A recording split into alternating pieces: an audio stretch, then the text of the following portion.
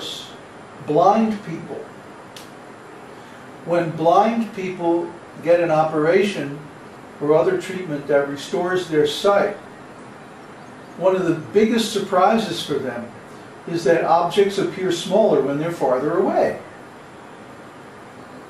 This is bewildering to people who've been blind all their life, because they have the idea that objects always stay the same size, so they should look the same size, but they don't. This is one of the biggest surprises for blind people who regain their sight, blind from birth. So that means that actually the appearance of objects, small and large with distance, is an illusion. So if our seeing is illusioned, and there are so many optical illusions, ask any magician, how do they do their tricks? By optical illusions.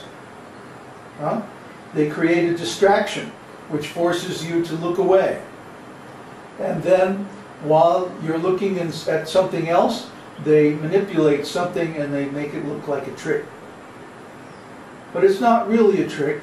It's just ordinary physical reality that nobody can break the laws of physics, because those are created by the Supreme Lord. So we're in illusion. That means all the information that we get about the material world through our senses is basically wrong. It's basically, or rather, it's based on a false premise, which is that we are this material body. So as long as we have even the slightest bit of identification with this body, we're in illusion. Therefore, we make mistakes. We think that something is this and it's actually that. Or we think that such and such is going to happen, but actually something else occurs instead. We make mistakes. But then we try to pass it off that, oh, I knew that was going to happen anyway. So we have this cheating propensity. One time I made a mistake. I thought I was wrong. There's a joke. Anyway, bad jokes aside, the fourth thing is that we don't have actual perfection in any area of life.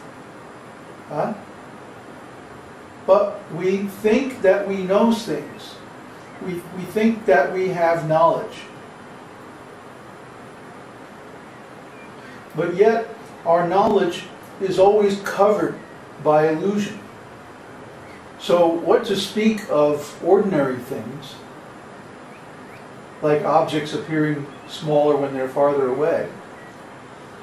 When we try to understand really important things like the nature of God, reality, the creation of the world, and so on, how can we come up with the truth, because we can't even see the whole world? And we don't even remember the creation because we weren't there. But how can we know anything about the creation or about the structure of this world?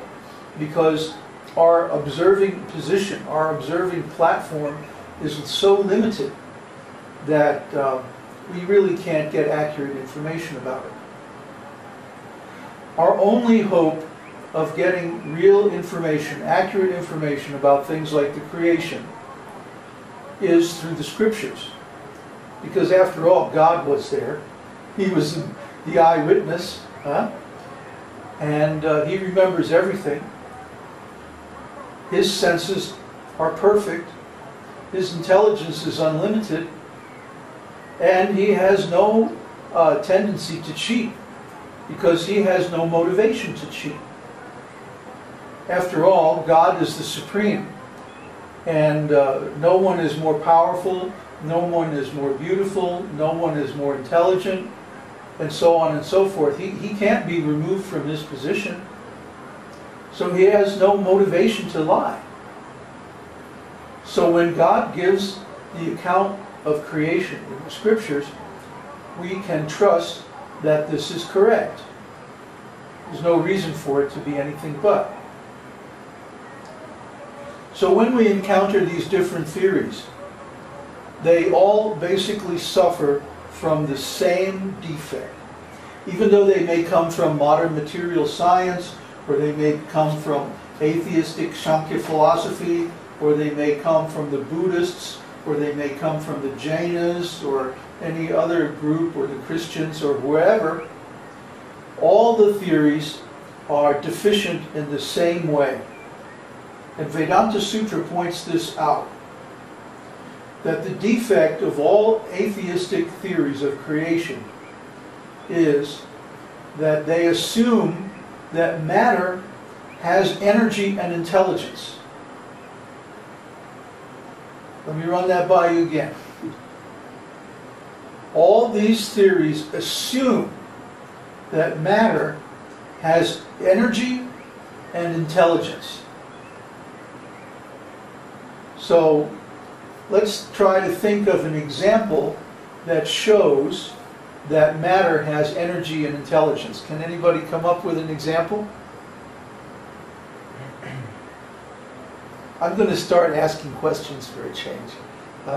Usually I sit here and let you guys ask the questions, but now I'm going to ask a few questions. Peter says Mexican jumping beans. Oh yeah. Mexican chilies.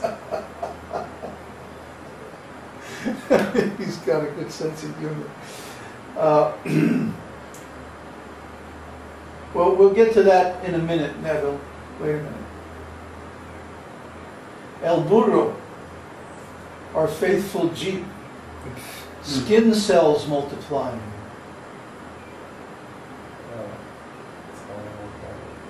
Come on, come on. I'm just holding back because I would have to refute all that. No, don't worry, we'll get around to refuting it soon enough. Oh, here's a thought experiment for you. Go out and take a rock and go way out in the desert and put the rock in the middle of the desert. Then come back in a year or so and see if the rocks have moved. No, the rock will not move.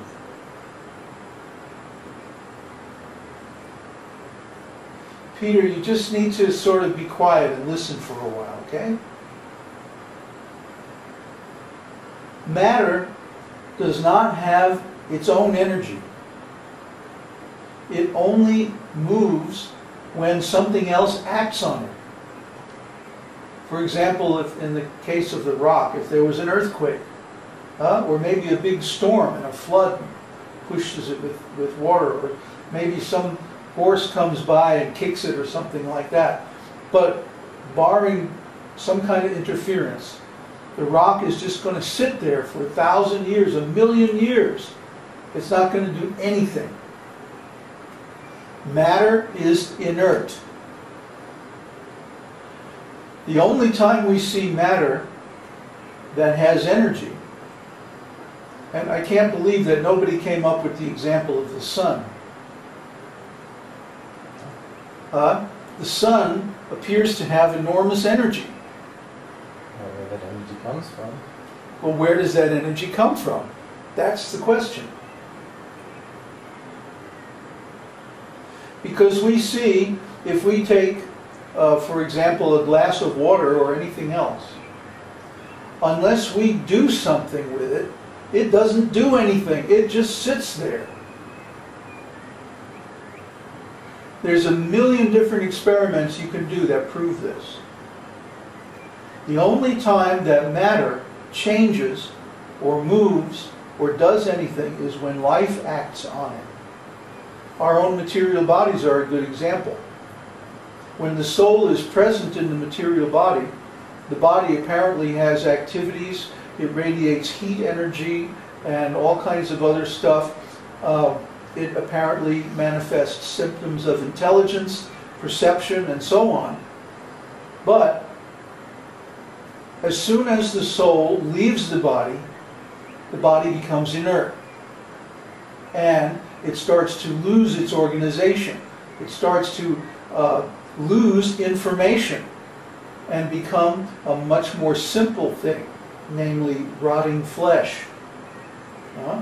So the apparent motion and energy of the body, and even its apparent symptoms of intelligence and so on, are all due to the presence of the soul, the presence of life.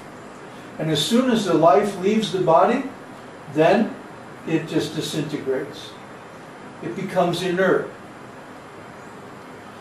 The only difference between living matter and non-living matter is the presence of the soul.